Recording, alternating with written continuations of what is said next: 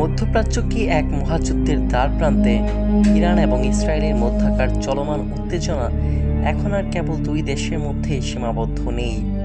এই আগুনের আঁচ সরাসরি লাগছে ন্যাটোর সদস্য দেশ তুরস্কের গায়ে। সম্প্রতি গণমাধ্যমে বিশ্লেষিত বিভিন্ন খবরে উঠে এসেছে এক চাঞ্চল্যকর তথ্য।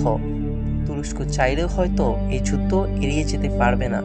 কিন্তু কেন আঙ্কারা এই মুহূর্তে চরম অস্বস্তিতে রয়েছে? তুরস্কের প্রধান ভয়ের কারণ হলো কুর্দি বিদ্রোহ। অভিযোগ উঠেছে যে ইরানকে ভেতর থেকে দুর্বল করতে যুক্তরাষ্ট্র হয়তো ইরানের বিদ্রোহী কুর্দি গোষ্ঠীগুলোকে অস্ত্র ও সহায়তা দিচ্ছে। তুরস্কের অভিজ্ঞতা বলছে, সিরিয়াতে যখন যুক্তরাষ্ট্র কুর্দিদের পিকেকে ঘনিষ্ঠ সহায়তা করেছিল, তখন তুরস্কের জাতীয় নিরাপত্তা হুমকির মুখে পড়েছিল। যদি ইরানের ভেতরেও একই খেলা শুরু হয়, তবে তা তুরস্কের জন্য হবে এক ভয়াবহ দুঃস্বপ্ন। তুরস্ক ঐতিহাসিকভাবেই বাইরের শক্তির মাধ্যমে প্রতিবেশী কোনো দেশের সরকার পরিবর্তনের বিরোধী।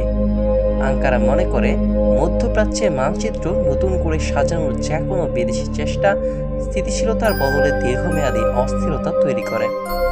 তুরস্কের মতে, ইরানকে অস্থিতিশীল করা মানে পুরো অঞ্চলের ভারসাম্য নষ্ট হওয়া, যা পরোক্ষভাবে ইসরায়েলের হাতকে শক্তিশালী করবে এবং তুরস্কের আঞ্চলিক প্রভাব কমিয়ে দেবে।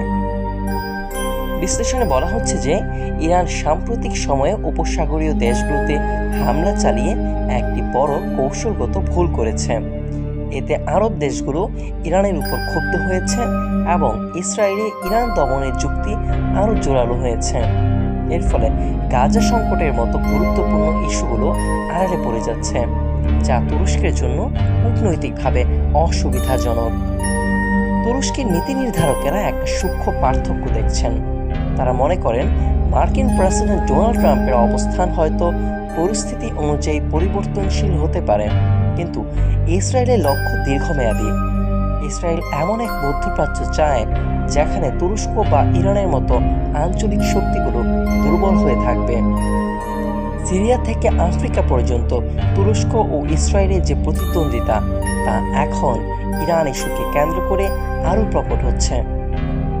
সারসংক্ষেপ করলে দাঁড়ায়, তুরস্ক এখন কঠিন এক সমীকরণের সামনে। একদিকে ন্যাটোর মিত্র যুক্তরাষ্ট্র, অন্যদিকে প্রতিবেশী ইরান। আঙ্কারা চায় যুক্তরাষ্ট্র যেন তুরস্কের নিরাপত্তা উদ্বেগকে গুরুত্ব দেয় এবং ইসরায়েলকে সংযত রাখে। কিন্তু পরিস্থিতি যদি নিয়ন্ত্রণের বাইরে চলে যায়, তবে তুরস্কের পক্ষে নিরপেক্ষ থাকা প্রায় অসম্ভব হয়ে পড়বে। আপনার কি মনে হয়, ইরান ইসরায়েল যুদ্ধে তুরস্ক কি শেষ পর্যন্ত মধ্যস্থতাকারী হিসেবে সফল হবে, নাকি তাকেও এই যুদ্ধে জড়িয়ে পড়তে হবে? কমেন্টে জানাতে পারেন আপনার মতামত।